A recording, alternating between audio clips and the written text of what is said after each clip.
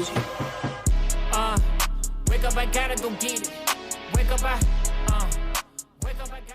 Ladies and gentlemen, welcome back to another episode of none other than the College Couch Podcast. I am Javaris Harris. Listen, no, I'm just saying we're together in the same place as always. You know, go ahead. I'm gonna let you do your introduction. You're here. You can do it. I'm Stackz. You know what I'm saying? You know, bowl season. We here finally. We had some interesting games the past couple of weeks. You know, the past weekend. It's been an interesting college football season, and the end of college football season has been crazy, ridiculous, and it's been entertaining to say the least. Hey, you know. I couldn't have said it better myself. I genuinely cannot. So we're not going to waste any time here, folks. The first bowl game, of course, we're starting off with is the Capital One Orange Bowl.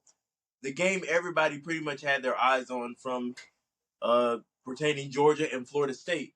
Now, this game itself, a lot of people were wondering if this Florida State team could capitalize off all the backlash that they, pretty much faced from not being into the top six. The top four rather. This team was pretty much incomplete. And I stated from the beginning, one of the criteria from the College Football Playoff Committee was the current status of the team, right? Right. Last Friday rather showed why the committee had that implication put in place. Florida State went out and lost 63 to 3. Well, I can't say that the committee showed that why that is in place because they literally didn't have their entire team. You know, they had they weren't at full strength at all. Not just like I agree with the committee decision. You know what I'm saying, third string quarter, whatever. But what I'm saying is they didn't have any of their stars. Like quarterback was not playing, backup was not playing. You know, the starters of them on the defensive front were not playing. The DBs weren't playing. So you have all backups and backups to backups playing against Georgia starters. And Kirby Smart even said it best, like, you got to figure out what we're going to do because these kids, that played and the players that left them hanging, you got to sit with that. Like, that's pretty tough. Like, I'm not trying to discredit Georgia or any team, but that's a tough pill to swallow when you don't have all of your guys you competing against a juggernaut like Georgia, and they have pretty much all their guys. They had their starting quarterback, had at least one of their starting receivers. You know what I'm saying? The defense, most of all the starters, played. So it's tough. Yeah. It's tough. Now, don't get me wrong. I mean, I still think that Georgia would have, beat Florida State, easily, had they been healthy. But it definitely would have been more of a showing, and then we would have been able to judge if they could have been in the playoffs better. Right. If they would have been at full strength. But, it's kind of one of the things like you just guessed at, I guess. Absolutely. I agree with that. But I feel as well as another thing was that was being talked about as far as teams opting out. Players opting out of these bowl games. You kind of want to finish that season together as that unit that you claim you are. You know what I'm saying? How do you feel about players opting out and not finishing pretty much finishing the job, to say the least? Like, what's your stance on that? So for me, me personally, I wouldn't sit out just because I don't want to leave my teammates hanging because we started something together. Okay, we didn't get the championship or to compete for a championship, but we still have unfinished business, right? But I also understand players sitting out because they got to go to the draft, and a lot of these college teams don't have insurance on these players. These players don't have insurance, so if they get hurt, that could be their whole career. You only get one shot. You know what I'm saying? To be drafted like this. You know what I'm saying? So I get from that perspective.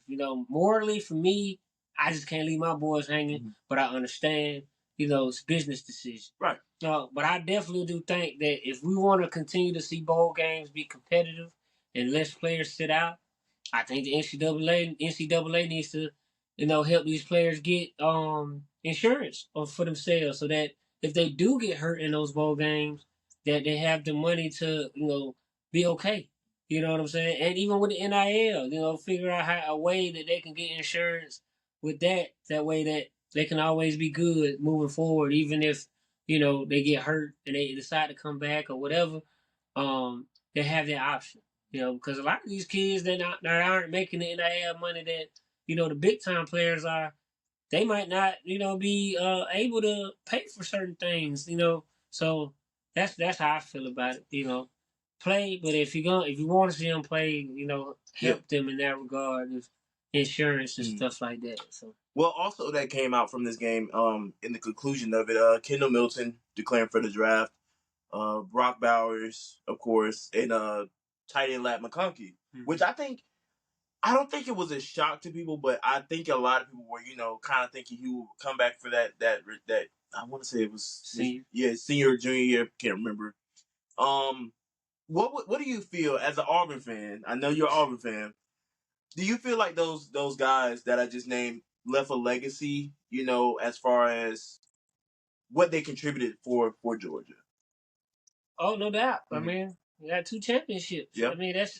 I mean, at the end of the day, that's what you come to college for, is to better yourself as a player. Up your draft stock and win championships. And I think they did that because I think Larry McConkey. I think last year if he would have came out, I don't think he would have went. That high. But I still don't think he's gonna be like a first rounder or anything. But I definitely think he's better off this year. And then with the injuries he's faced or whatever, I don't think that him coming back next year would help him any. Because you already got that injury, you don't want to re-injure yourself. Yeah. But he still played in the bowl game. So you know what I'm saying? So I think their legacy at Georgia is cemented. Because Brock Bowers been playing at Georgia, became the best tight end in college football. You could say arguably, but whatever, but there's no stopping him. You can contain him for, obviously, you've seen Auburn contain him for 3 quarters, and in the fourth quarter, like, he found ways to make plays. Absolutely. He's a big guy that got, little guy speed. You know what I'm saying? So it's like, Yeah, what can you do? Right. I think all of those players that declared. I mean, we know it's no secret. Georgia knows how to put players out. How to select players, and just like Bama, they know how to pick players and they know how to get them to the draft. So absolutely. Well, yeah, I think this game was pretty much cut and dry from the beginning. I mean, we pretty much had a clear conscience of how the game was pretty much going to go, but we just of course had to see it in real time to really make that determination. But again, like I say, I don't want to say or count this Florida State team out. I feel like they could. It was great to see what they could prove this past season, right? Like going that far as winning 13 games, winning 13 games is a big accomplishment. Like it's no it's no joke having to play all these number of games and then winning week after week after week. Like it's not an easy accomplishment. So big salute to this 2023-2024 Florida State team. I'm really looking forward to see what they have in the tank for the future. So yeah, I think that concludes the Florida State season this year. So yeah, looking forward to it. Now, let's go ahead and shift the focus over to this Ole Miss Penn State game, right? Ole Miss facing one of the top 10 defenses in Penn State. That didn't matter to Jackson Dart. Well, yeah. I mean, it came out slow. Yeah. I mean, it came out slow. Both teams kind of came out a little slow.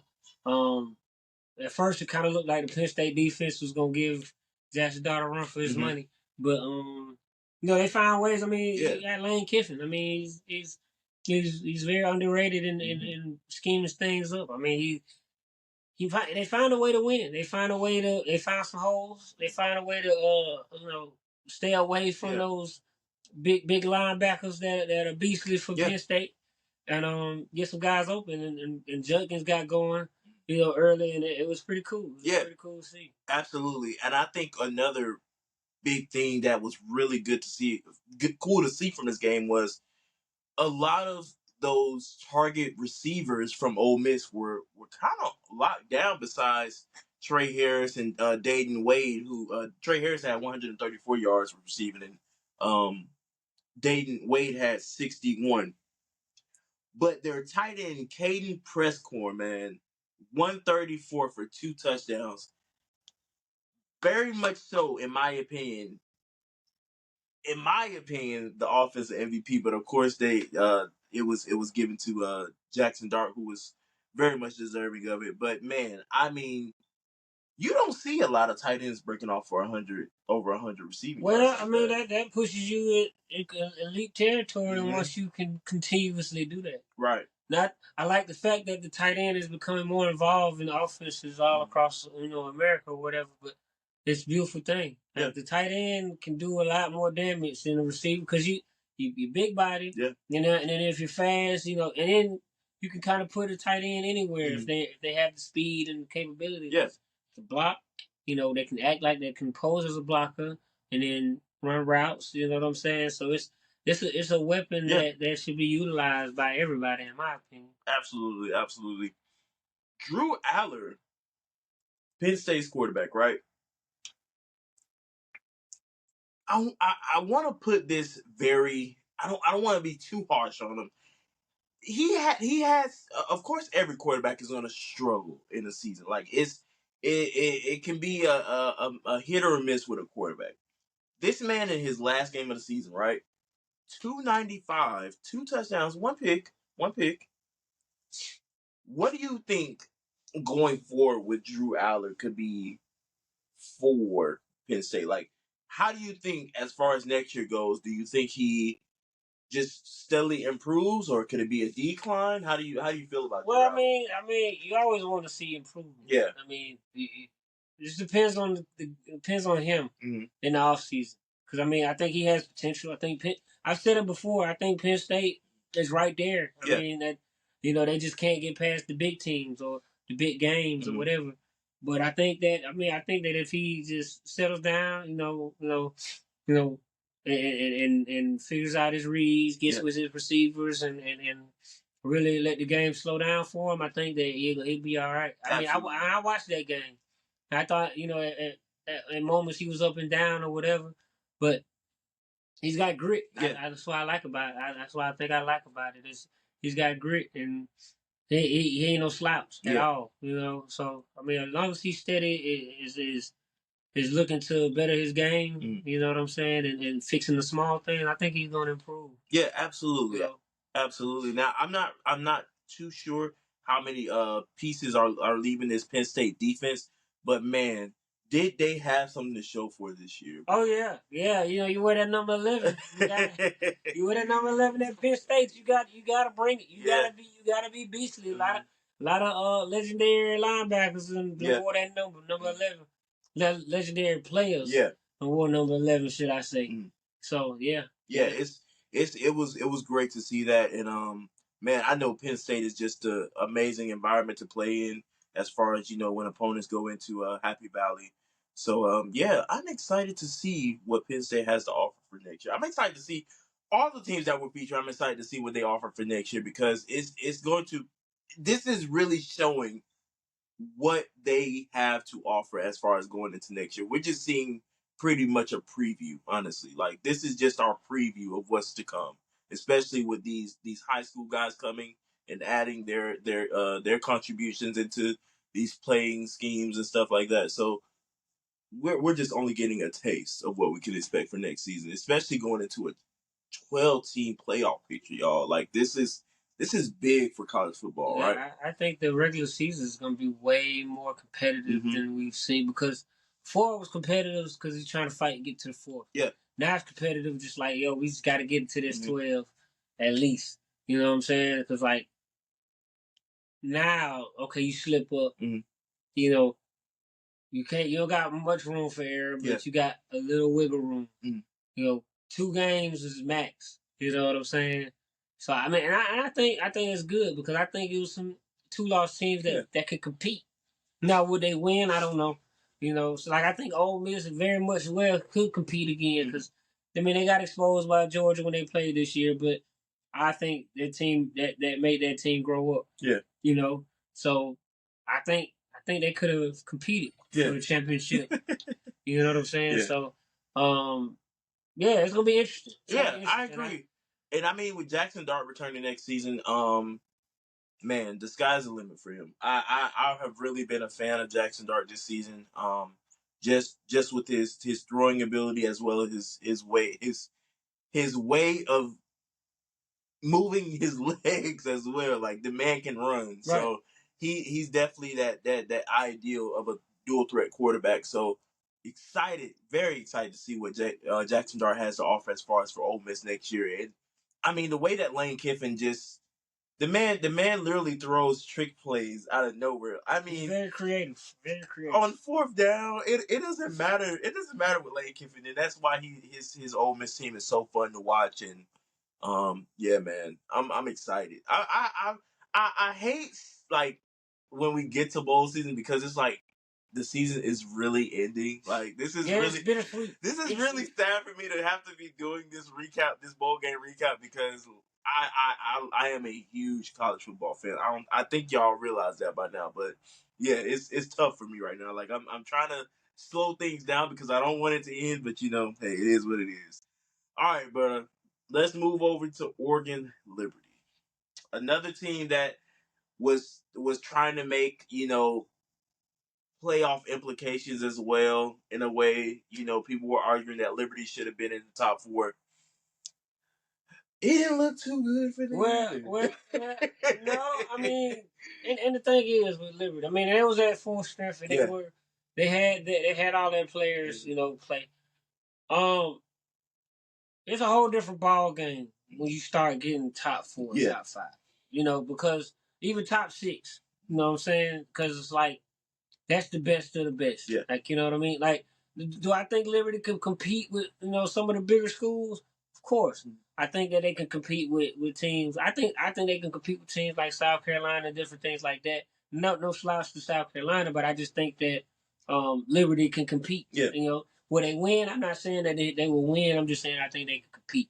But when you get to that top 6, that's when you have all your 5-star players. You have all your talent. They already came together. They're gelling and everything like that. They know what they want to do. They know their identity. It's difficult. It's difficult, and they saw firsthand against Oregon with Oregon's starters playing, like with Bo Nix actually saying, "I'm going to play in this bowl game," and it balled out. Yeah. And it could have been a lot worse, but they only put up 45 on them, which is, and I mean, I say it sounds really bad, only 45, but could have been worse. It could have. They could have got blown out. Yeah, I mean, they still got blown out, but it could. Well, Goose said, it could have been a lot worse. But I mean, I think Liberty. He Freeze did a good job at Liberty with recruiting and things like that. This is the class that he recruited. Yeah. All of these are his people that he recruited. So I think he did very well at recruiting, and I'm not sure the coach name that they have now. But he did a very good job of putting that talent together. I don't think Liberty has anything to be ashamed of. Yeah. This was their championship game. They ran into a juggernaut and a pissed off Oregon team. Because I know Oregon wanted to be in the playoffs. Yeah. They just lost to Washington twice, so that wasn't gonna fly. But had it been next year, they probably would have been in it. Mm-hmm. Had to play Washington for a 3rd time. So yeah. So I don't think Liberty has anything to be ashamed of. It's just not. It's kind of like a learning lesson. Like, okay, absolutely, we're good, but we could always be better. You know what I'm saying? For sure. I agree with you on that. I think Caden Salter, quarterback for Liberty, has definitely been a joy to watch this season. Another name who was pretty much put in the Heisman conversation as far as just people saying, well, this guy should be in. Just personal opinions type deal, but. definitely has been a guy to watch. Another dual threat guy who's going to be something serious. Whatever he decides to do, I'm not sure of his status just yet, but I think he should be returning if I'm correct. But yeah, another great guy to look out for. Whether he stays or goes into the draft. Yeah, for sure. And I mean, on the other side of the ball, your boy, Bo Nix. Yo, Man, yeah. what a way to close out your Great college way to football close season, our man. because he has literally been around for a while. Been around for a while. He's seen some of everything. Oh yeah. He's seen some of everything. Oh, yeah. He's definitely he's seen both championship Georgia teams. He's seen some stuff, man. Yeah. I've been through some stuff with Auburn, you know what I'm saying, and you know, falling short again, you know, injuries and things like that. But he figured out a way to say, hey, because he's Auburn through and through. You know, his dad's Auburn. You know, he grew up that way. All of that. But to leave a team that you grew up watching, wanting to play for, and go start something else to better your future, I commend it. Yeah. You know, and then he balled out. The 2 years he was at Oregon literally solidified his draft stock. You know, so I mean, the man can play. The man can play. So I mean, all hats off to him. He showed it time and time again against different opponents. I mean, everybody wants to say he didn't play well against Georgia, but I'm like, what quarterback did play well against Georgia in that defense? Yeah. You know what I'm saying? So I mean, all hats off to him. All hats off to him. He persevered through a lot of adversity. You know, because I know Auburn fans was not the friendliest all the time, especially if you're not producing at the level that they want you to. But you know, he's had some big wins on his belt. He's beat Bama. You know, he's in one of the highest scoring Iron Bowls. So I mean, like I said, he's a winner. He's a winner. I was good, and I think that was well said, brother. But I was just about to ask you too, what legacy do you think he's left? But I think I can answer that from a you know, just watching him all these years. Bo Nix has started in almost 61 games in his college career. That's pretty much, if not his entire college career. Right. This kid has shown, if not proven, why he should be in the draft. I mean, I don't think he has a choice anymore because he's used all his eligibility, but he has been so fun to watch, even in his shortcomings at Auburn. And I mean, just going to Oregon, and just making things happen with the weapons that he had with guys like Bucky Irvin and Tez Johnson. I mean, it's been fun to watch him play at Oregon. It felt like he was in his element when he played. I mean, the guy was throwing over 300 yards a game, and I mean that was just him. Like, he enjoyed doing that. So, Bo Nix, I salute you, my guy. It has been a pleasure to watch you in college football, and I really hope, I pray that you go out into the draft and do your thing, and whatever team drafts you. So yeah, from a Georgia fan, man, as much as this old Deep South Otis rivalry, I mean, man, Bo Nix has done his thing, and hey, you got my support, brother. So, yeah, man, I think that's a great way to transition into these semifinal games from last night. Yeah. Wow. Yeah. Wow. Is an understatement. Wow. I mean. But it's definitely was a night to remember. I mean, bro, and maybe for some a night to forget. Man, I just don't think people had on their radar Michigan beating Alabama. Like, it was some, it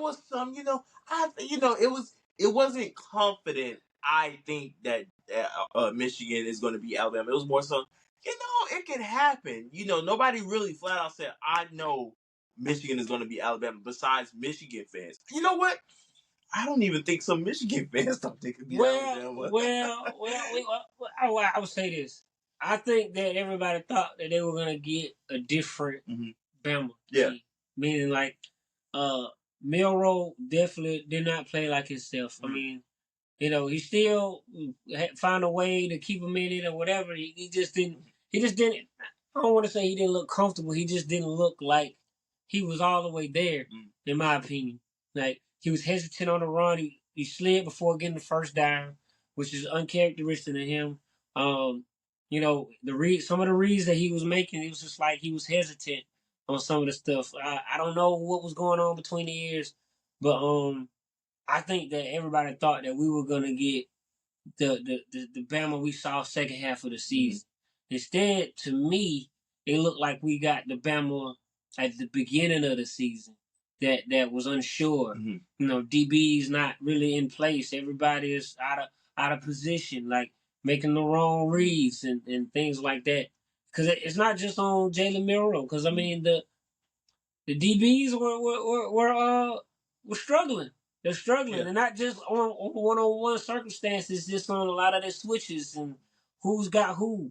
You know, if we're playing in this zone, where am I supposed to be? It seemed like Michigan schemed very well to confuse the secondary and the defensive line of Bama. I mean, they schemed Corum up very well. And their receivers. I mean, I think they had a great game plan. They were aggressive out the gate. And it paid off. Yeah. It paid off. I mean, you said it. Listen, I have to agree with you on that. I mean, if you can stop Jalen Milroe from really getting big yardage in the air, you pretty much have solidified the game. I mean, the kid did not even throw a single passing touchdown last night. If you put them in a position of uncomfortability, that's pretty much the game right there. Michigan had Jalen Milroe uncomfortable for an entire 60 minutes. You know, I look at it like you say if you can keep him from scoring through the air. I say if you can keep him from scoring with his legs. Mm-hmm. I said it time and time again. We watched the game together last night. I said time and time again, if it's not there through the air, you are fast. Mm-hmm. Like I really wish people would stop talking quarterbacks into not using their legs. Like, yes, you want to be a pocket first, meaning make your reads first. But if it's not there, don't think about it. Just go. You know what I'm saying? Because 5 yards is better than a sack. 5 yards is better than an incompletion. 5 yards is better than an errant throw. You know what I'm saying? And 5 yards could turn into a touchdown. Like, I've seen it busted coverage because everybody's so focused on the receivers. You know, your lanes are gonna open, and he had a lot of them. It's just like I said, he was not playing like himself. Yeah. Like I'm used to seeing second half Jalen Milroe, second half of the season, Jalen Milroe. When he made a decision to take off and run, it was decisive. Yeah. You know, in that LSU game, when he made a decision to run, he took off. You know, and that's it. Against Auburn, when he decided to run, he took off. You know what I'm saying? Like, use every piece of your arsenal. Like, yeah, I know you can sling it. I know your first instinct is to stay in the pocket. But this is semifinals, your season on the line. Yeah. You know, it's lose or it's win or bust. Yeah. Like, so use everything you got. Now I don't think he did a good job of that. Yeah. So that's my opinion. Absolutely, yeah. And I think it was another thing too. It was a lot of questionable play calling from offensive coordinator Tommy Rees last night. I mean, it was some things where you were just like, if I was in a position of offensive coordinator, that just would have not been my choice. And you know, a lot of that stuff has to, you know, pretty much be that whole chain of, you know, all right, well, Tommy Rees is going to call this. Nick Saban says, all right, you know, I think we should go with that, or we shouldn't. And I think a lot of stuff just went through. Like, you know, like, even, especially on that last play, you know, like, where was the mindset of Tommy Rees at that moment? Like, you know, it just didn't seem right, you know. And then a lot of people were trying to blame it, like, you know, on the center and, you know, some of the miscues on the snap. I feel like, you know, it was just somewhere of, I think, desperation. You know, like we got to get this going. But I think if Alabama were to have just took that deep breath and said, "Hey, we are Alabama," you know, like, this is what we do. We're made for moments like this. The second half is where we dominate. Like, you know what I'm saying? They did dominate the second half. Exactly. You know? So I mean, they just couldn't. Unfortunately, they just couldn't finish it off and get the W. But I mean, man, it was some. And I don't think I look at that call. I said before. I said, and if they're gonna win, it's gonna have to run it in. I don't like the. I like. I don't. I'm not mad at the call because to me, like I said, I think it should have been Jalen Milroe running it in because that was what got you there. Yeah. Him running and him passing.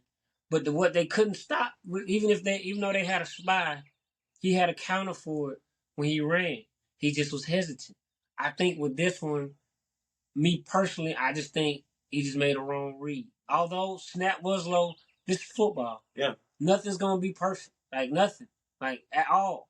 Even in a 63 to 6 win or whatever, it's not gonna be perfect. Yeah. You're always gonna have something to go back and say, all right, we did good on this, but we probably could have done better on this.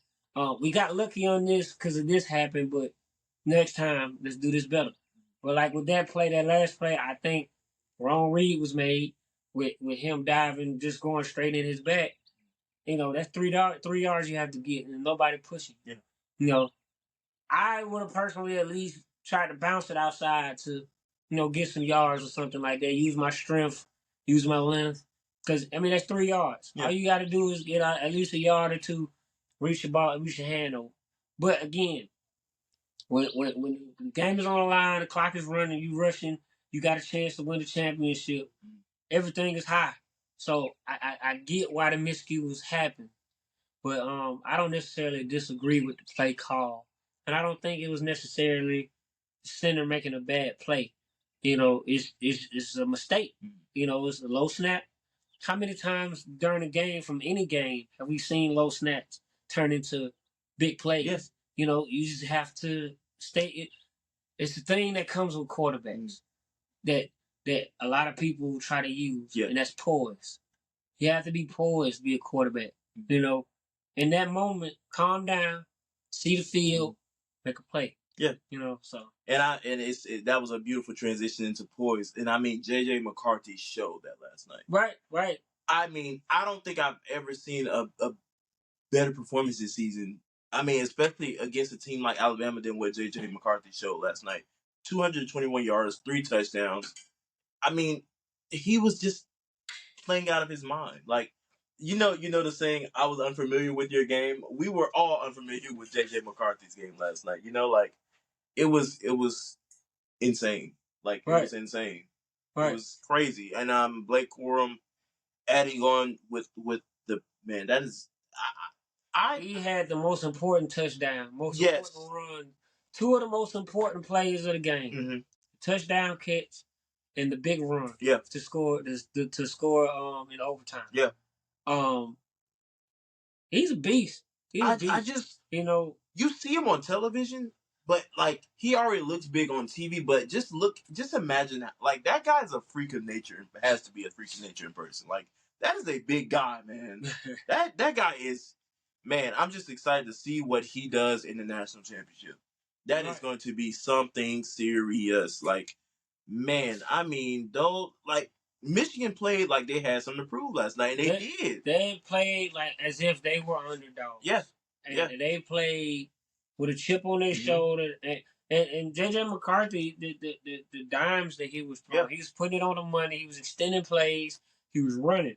He was, credit to that offensive coordinator as well because they schemed very well against Bama to get these receivers open, and keep the defense guessing. Like, I mean, the Bama DBs were out of position a lot of times. Not just because of I'm standing here. Oh, no, it's just they just didn't know where to go on certain plays. Like, on that was it? With that first and goal, second goal, something like that. When they ran the receiver across the middle in motion and just dumped it off to him. That just like little subtle thing like that, like to get that receiver open for a big play like that. It's it'll throw your defense because if you're always in motion, always with the eye candy and stuff like that, you don't know what's coming out of it. Yeah. It's hard to react to something when you're just not figuring out that that's that, Right. And credit to Michigan. They They kept them on their heels. Something that you marveled over. You all right? I'm all right, brother. Something that you very much marveled over last night, and it's something that's going to pretty much push in the next Monday in the national championship. Michigan's DBs. They are disciplined. Very disciplined. So tell me a little bit of what you saw on the defensive side of the ball. What that really made you say, okay, Michael Penix might have an issue next week. Well, first of all, Michigan's DBs, as far as this last game, I'm not saying in general, but as far as this last game, they were very disciplined. And they stuck to their assignments. They switched very well. And they was just able to put themselves in position. If it was a deep ball, they were right there. And if the player happened to catch it, they were right there to make the tackle. Bend not break mentality is what I saw from the DBs that last night. And I'm not saying that Penix is going to struggle. I just think that these are Michigan's DBs are better at this point than Texas DBs. But as we all know, in these games, we never know, but because they got a week to prepare, they might have been already studying film and creating just little nuances of what they can do. Because Michael Penix yesterday did not seem phased, so we don't know. No, we don't know because I thought he might have struggled, against Texas, and that was not the case. Yeah. So we just never know what we're gonna get in these games, what team we're gonna see in these games. It's a lot on the line, right? So we'll see what happens. Yeah, and I think another point that I'm gonna probably close out with. A lot of people thought this game would be a different result because of Jim Harbaugh not being there, their offensive coordinator stepping up and taking the role of the head coach position, while Coach Harbaugh was serving his suspension. But it's just like things just kept rolling. They never missed a beat. Missed a beat. Never seemed, like you said, unfazed. Never seemed phased, and they just played with so much poise. I mean, even in the Ohio State game, I mean, your biggest rival, you just come out and you just play to the best of your ability. And I mean, I have to commend this Michigan team. Even no matter what the result of next week's national championship game is, these guys played under so much adversity this season and just remained calm. Like they just played their game. So, I mean, man, it's been a joy to watch this Michigan team. Excited to see what they have to offer next week against Washington.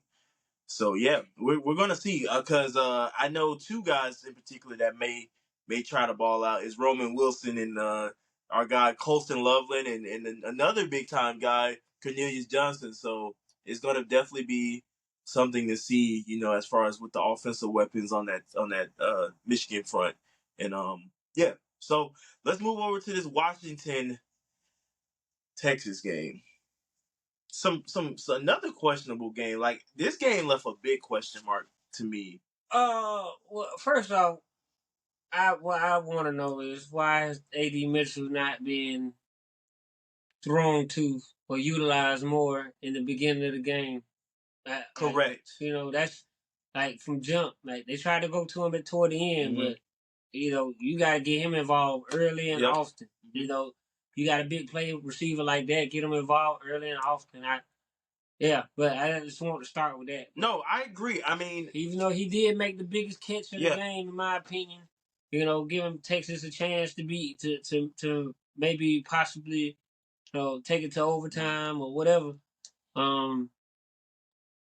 or put them up actually.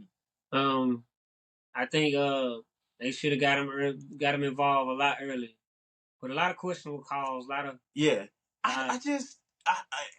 what really left a bad taste in my mouth was 4 receptions on 12 targets, man, from A.D. Mitchell. I mean, like you said, you got to get A.D. involved early. I mean, we saw it at Georgia with A.D. I mean, the minute you get him involved, he's going to make an impact. And luckily, he did make an impact last night with the very much clutch touchdown that was needed for Texas to even stay in the game.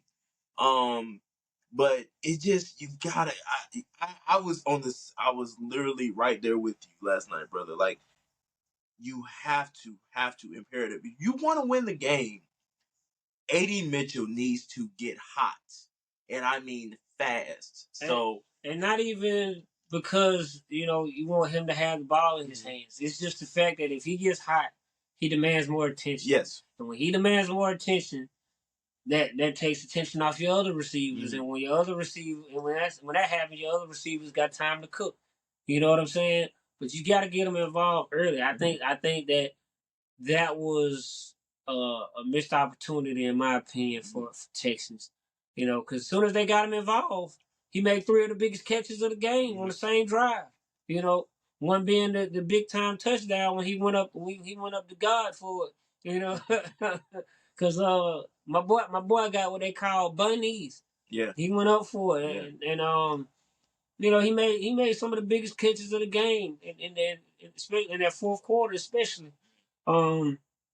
Yeah. So I mean, there's some questions. Like I said, some questionable calls. Yeah. I mean, Quinn Ewers. I've said this again. Quinn Ewers is a quarterback that once he settles in, gets comfortable with what the playing environment is like. Let him cook. Let him cook. He's gonna provide what you need, basically. He's gonna give you everything he has, but he's gonna provide everything he needs in the midst of it. When Quinn Ewers is settling in that pocket, and I mean settling in, he's pretty much untouchable. I mean, Quinn Ewers as well is a guy who was a dual threat. Mm-hmm. Once he sees an opening in that blocking, he's running right through it and he's getting the first down. But when you let him settle in the pocket, he can make big plays as well with his arm. And I think that was one of the prettiest things that you can see this year from Quinn Ewers is his ability to not only extend the play. Extending plays is where a quarterback is. Extending plays is the offensive coordinators just it makes them drool because that's key in a game of 60 minutes. So it's going to be great to see him return next year and make more of those extended plays, for big gains. But yeah, man, I mean, also another underrated guy was Jaden Blue, the running back. I mean, he was one of the key factors in the game. He made one of the biggest catches of the game. To set them up to actually win. They just couldn't get it done. Oh yeah, he had a day last night. I mean, not only on the receiving end, but on the rushing end. On the ground. Yeah, he was everywhere last night. But yeah, man, hating for this Texas team. They did what they could, and it just didn't result in anything, man. Just that last play call. It was not the last play call, but it was the one that they scored on. And I think they took the field goal. They were about to score, but they took the field goal. Yeah, took the field goal to the Texas. Yeah, we were just sitting there like, why? Why would you do that? You make it easy because I feel like if you go for it, you make it, you score a touchdown. Now you get the onside kick because now if you'd have been in that position, that you were in, had you scored the touchdown, all you would have needed was a field goal. So from the distance that you were at, that's a chip shot. That's a chippy. Right. So in my opinion, I would have went for first down or potentially the touchdown right there. Got you. But it is. Hey, you can listen. It is what it is. You can't turn back time. But they ended up still being in a position to win. Yeah. What I will say, one of the questionable calls was the dump off to the running back with the clock dwindling down at 15 seconds. Mm-hmm. Why would you dump it to your running back behind the line of scrimmage? Mm-hmm. You know what I'm saying? Like in my opinion, I'm either going to run it up the gut right quick, or I'm going to scheme up something to get one of my big time tight ends or AD Mitchell in the flat. Make it bootleg, something like that, just to get the defense shifted. And throw an underneath pass or something like that. Just something, because now you working with 3 or 4 down. So, that's just my opinion. I don't think they handled that. They managed that 15 seconds correctly. But Yeah. but even with them mishandling it, they still had opportunity. So Yeah, no, agreed. I mean, yeah, just some. I mean, even from the Bama game, I mean, it was like, dude, what are we doing here? Like, are y'all trying to win or not? You know, like so. But man, how about big play Penix, man? Big Penix play had Penix. the. I believe. I mean, I know he's not gonna say it because he said he got one more game. But to me, to this point, this is his best game. Mhm. He was comfortable in the pocket. He actually used his legs. Yeah. He was comfortable. You know that it's. I'm sorry to cut you off, You but fine. especially after dealing with his injuries, we haven't seen Michael Penix leave the pocket Right, in not some that often. time. Yeah, he doesn't run often. And when I say that guy can go, He got wheels. He got some oh wheels. my goodness, I think But everybody was shocked. right, but that goes back to my point Yeah. of if you got legs, use it. Mhm. They said like he didn't want to run because because Yeah. his injury and stuff like that. But this is literally win or bust. Mhm. So if it's win or bust and I got a lane, I'm gonna take it. Yeah. And he did just that. He was Mhm. very decisive all night, which I like. He was comfortable in the pocket, and I don't know what he was seeing out there, but he was putting every pass on the money. And this is one of them nights that everything went right, for for Washington. Yeah. I mean, even when it went wrong, it went right for them. So that I mean, they had the last play toward the Yeah. end that they were on the field where they were punting and the guy ran into him or whatever, but it ended up still working out in their favor. Absolutely. That was a man. That kicker interference call, that kicker catch interference call was man, Yeah. man. That could It, have turned the game around for sure. it did. Yeah. It did. I mean, they had everybody like on the edge of their Yeah. seats, like, oh man, they can actually win it. Yeah. Yeah. And they were right there. I Mhm. mean, you had like what was like the 5 yard line, 10 yard line, something like that. Something like that. Yeah. Yeah. Uh, Real quick, Dylan Johnson, prayers up for him, man. Really hope this guy can come back for the national championship. Got hurt like in the last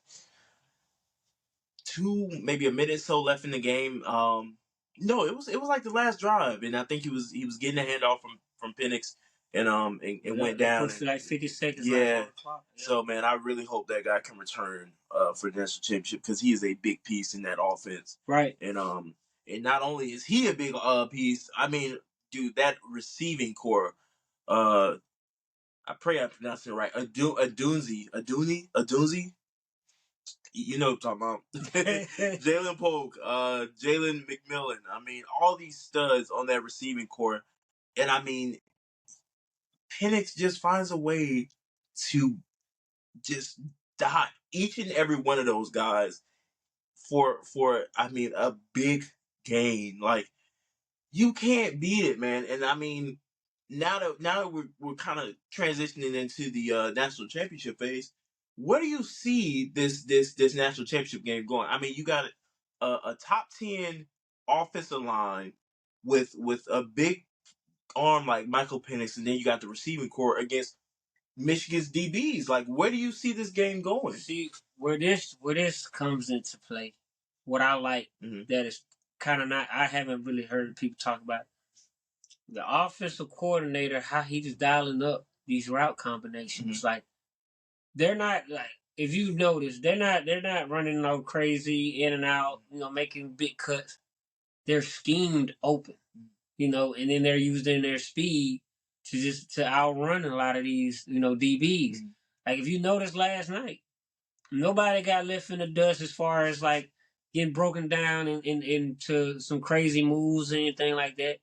No, either it was a fly route where they just burnt the DBs, or the way that they schemed the routes next to each other, the timing of it with the crossing and things like that. I think, me personally, is if they scheme it how they did, last night, I think that they can give Michigan fits because Penix is gonna put it on the money. You know, his throwing is beautiful. Like when it's rare. I say that whenever he throws it, I think it's about to be a touchdown. And he has the arm to put it out there too. So I think that it's gonna be one of them things, best on best. who's gonna break first. Is because everybody wants to say defense wins championship. I used to be that guy, but now I'm like, nah, bump that. Yeah. Offense wins it. Defense just has to make the big play toward the end, meaning make the big stop. The defense don't have to be good all game. They just have to be good in them final moments when it matters. You know what I'm saying? So, with that being said, I personally think that Washington has more weapons at their disposal on offense. Yeah. In my opinion. Yeah, and I think I was saying too, like, if you let Blake Corum get hot on that other side of the ball from Michigan's side, I mean, I feel like this game is definitely going to be something, pretty much in a high scoring game. I mean, Blake Corum, the guy is he just runs through you. Like, he does not, he's not a big move guy. He just runs through you. And I mean, he can break off for a big amount of yardage if that happens. So, this national championship might be one for the making, brother. I really think it's two teams that we don't get a chance to see a lot, especially with Michigan losing to TCU in last year, and then the year before last, it was Georgia. So this Michigan team is finally getting their chance. They're finally getting their opportunity. They're playing for the big one. They're going to play with everything they have to show, hey, like, we've been wanting this moment. Like, this is the moment we've been wanting.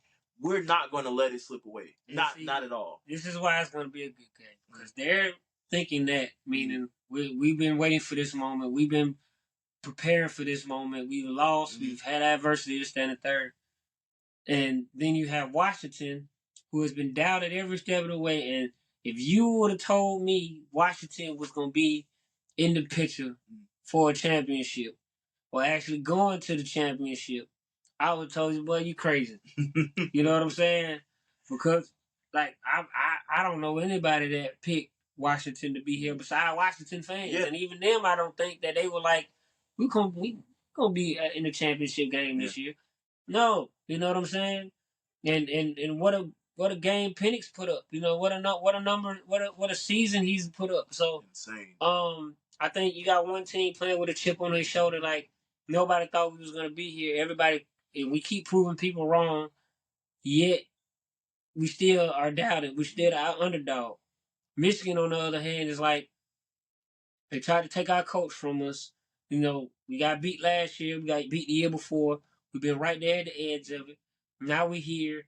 We still got something to prove. So both teams feeling like they got something to prove is going to make for a game of inches, in my opinion.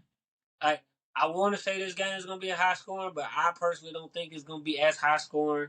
I think it might be like a 20. Like I think it'll be like 20 something game. But if it does get to be high scoring, I personally think Washington wins. Because they just have the weapons and the line. But I think in order for Michigan to win, it has to be Corum. Yeah. But I think Washington's going to have to make J.J. McCarthy beat them. Yeah. Because if you let Corum get hot and the line gets hot, I think that it's going to be a long day. Because we've seen with Michigan and Bama, Bama had them until Corum got hot. Yeah. And then that's when they, potentially lost the game. So I think that's going to be the key factor for Washington is containing Corum, and just letting their offense cook. And for Michigan, they're gonna have tall tags just containing them receivers and containing Penix because it's hard to get them on the ground. Yep. So. Yeah, I agree. I think I'm thinking an upset is probably going to happen here next Monday with Washington taking over Michigan. It's just I've just seen too much from Penix this season. I mean, again, his ability to just launch the ball downfield. I mean, the man is called Big Arm Penix or Big Play Penix for a reason. I mean, he's just remarkable, and I mean, it's just no way that I don't think Michigan DBs are just going to be up for the task of containing that receiving core with that Washington has. It's just no way possible. No way possible. Well, I think they it's going to be closer than you think when the receiving DB battle. I don't think that they're gonna stop them completely, but I think it'll slow them down a bit. Because, like I said, they are more disciplined. They're probably one of the more disciplined groups that they will have seen. Yeah. But like I said, I think Washington's gonna scheme it up. I think they're gonna be good. But I think it's the pressure that I think Washington's gonna put pressure on JJ McCarthy as well.